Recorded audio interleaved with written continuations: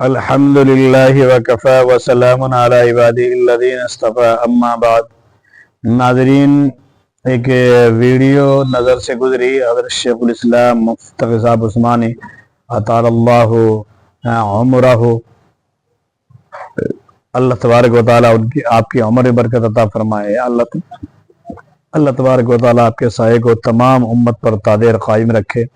یقیناً آپ کی ذات، آپ کی شخصیت تمام عالم اسلام کے لیے باعث خیر ہے، باعث برکت ہے۔ آپ کا وجود امت کے اوپر، آپ کی ایک ویڈیو ناظرین نظر سے گزری جو پچھلے دنوں ہنگامہ ہوا اور جو ہمیشہ سے چلتا آ رہا ہے۔ ناظرین، ہمیشہ سے نہیں بلکہ کچھ زمانے سے چلتا آ رہا ہے شورا کا، اور دوسرا جو جھگڑا مرکزیت کا چلتا آ رہا ہے۔ شیخ الاسلام مفتی تقی صاحب عثمانی مدد اللہ علیہ کی ایک ویڈیو اس کے اوپر نظر سے گزری۔ اب اس بارے میں صرف دو باتیں عرض کرنا تھا۔ نمبر ایک، یہ کسی شاعر کا شعر ہے، ان کا جو کام ہے وہ اہل سیاست جانے، ہمارا پیغام محبت ہے جہاں تک پہنچے۔ تو ناظرین، اس میں صرف دو باتیں عرض کرنا تھا۔ نمبر ایک تو یہ کہ حضرت کی باتیں یہ تمام عالم اسلام کے لیے، مسلمانوں کے لیے سونے کے پانی سے لکھنے کے لائق ہے اور عمل کرنے کے لائق ہیں۔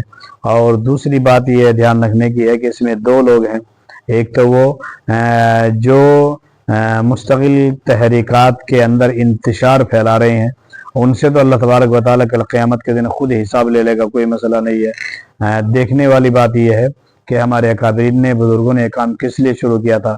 یہ تحریکیں اس لیے نہیں کھڑی کی جاتی کہ ان میں انتشار برپا کر کے، اختلاف برپا کر کے دوسروں کو ہنسنے کا موقع دیا جائے یا دوسروں کو بولنے کا موقع دیا جائے، کچھ کہنے کا موقع دیا جائے، بلکہ یہ تحریکات اس لیے ہوتی ہے تاکہ آپس میں جڑ کر، مل جل کر کام کرنے میں آسانیاں پیدا ہو۔ قرآن کریم کہتا ہے وَاعْتَصِمُوا بِحَبْلِ اللَّهِ جَمِيعًا، کہ اللہ تبارک و تعالیٰ کی رسی کو مضبوطی کے ساتھ پکڑ لو۔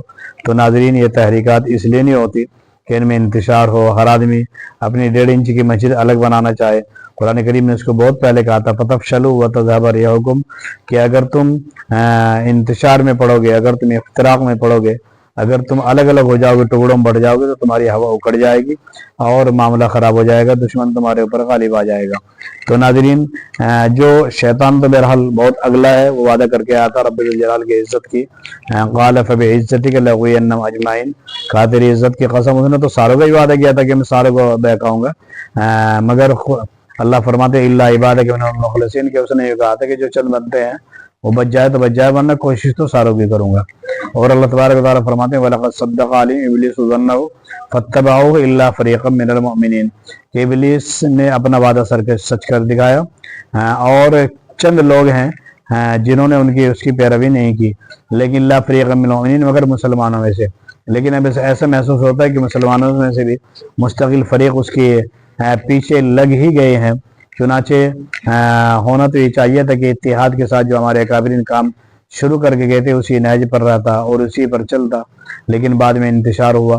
تو بہرحال اب تو مجھے ایک بات عرض یہ کرنی ہے کہ جو انتشار کر رہے ہیں وہ جانیں، ہمارا کام یہ ہے کہ جہاں پر مسجد میں کوئی بھی جماعت آئے، وہ شورا کی ہو، مرکز والوں کی ہو، اس سے محبت سے کام لے، پیار سے ان کی خدمت کریں، اس لیے کہ دونوں کے دونوں اللہ تبارک و تعالیٰ کے دین کا پیغام پہنچا رہے ہیں۔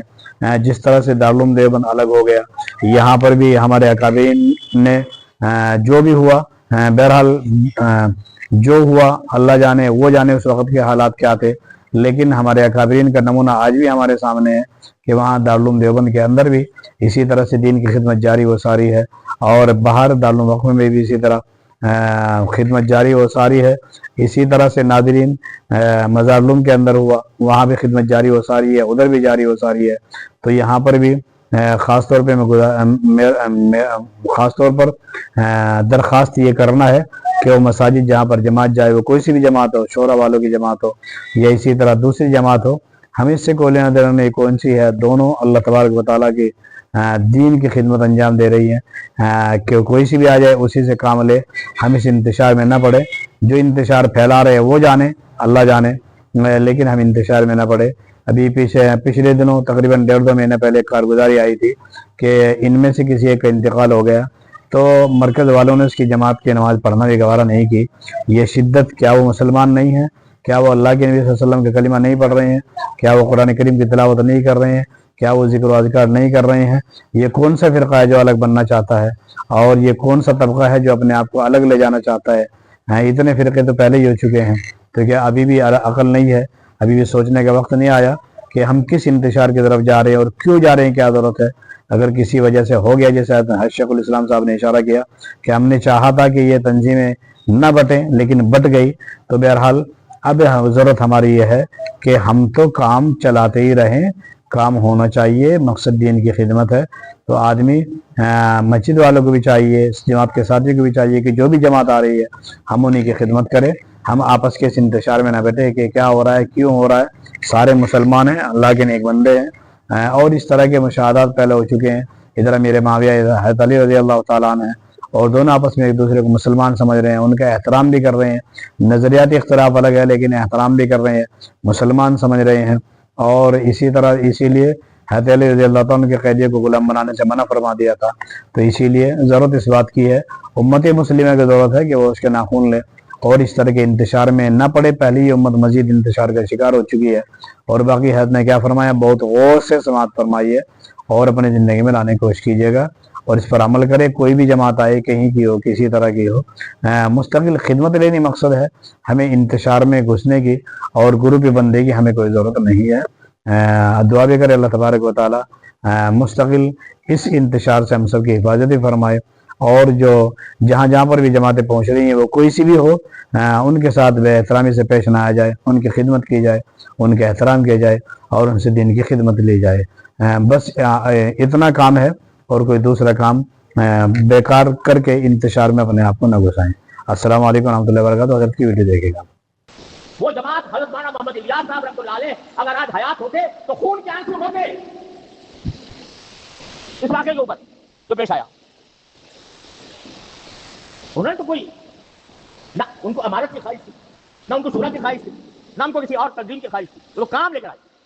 اگر تنظیمیں بٹ گئی، تنظیم بٹ گئی، بٹنے دو۔ اگر بٹ گئی ہے، ہم نے کوشش کی شروع میں کہ یہ بٹوارا نہ ہو، لیکن افسوس ہے کہ نہیں ہو سکتا۔ ہو گیا، ہو گیا۔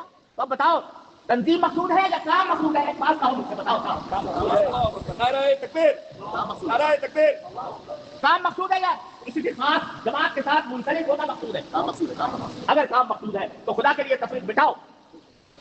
جو کوئی اللہ کا نام لے، جو کوئی اللہ کے دین کی طرف دعوت دے، اس کو خوش آمدید کہو، اس کو اپنا سمجھو، اس کے ساتھ محبت کا معاملہ کرو، اس کے ساتھ دشمنی مت رکھو۔ کیا اس بنا پر لڑو گے؟ حکم تو اقرا کا ہے نا بھائی، حکم کا ہے اقرا، کیا پڑھو؟ دین پڑھو۔ کوئی اگر فضائل اعمال پڑھتا ہے وہ پڑھے، کوئی منتخب حدیث پڑھتا ہے وہ پڑھے، وہ بھی اقرا، یہ بھی اقرا۔ تو اگر تھوڑا سا طریقے میں فرق ہے اس کو گوارا کر لو، لیکن مسلمانوں کے درمیان تفریق وہ چیز ہے جس کو سرکار دو عالم صلی اللہ علیہ وسلم نے زندگی بھر کبھی گوارا نہیں۔ اگر کوئی شخص مجھ سے دین سیکھنا چاہتا ہے مجھ سے، میں یہ چاہوں کہ یہ مجھ سے سیکھے، دوسرے سے بات نہیں۔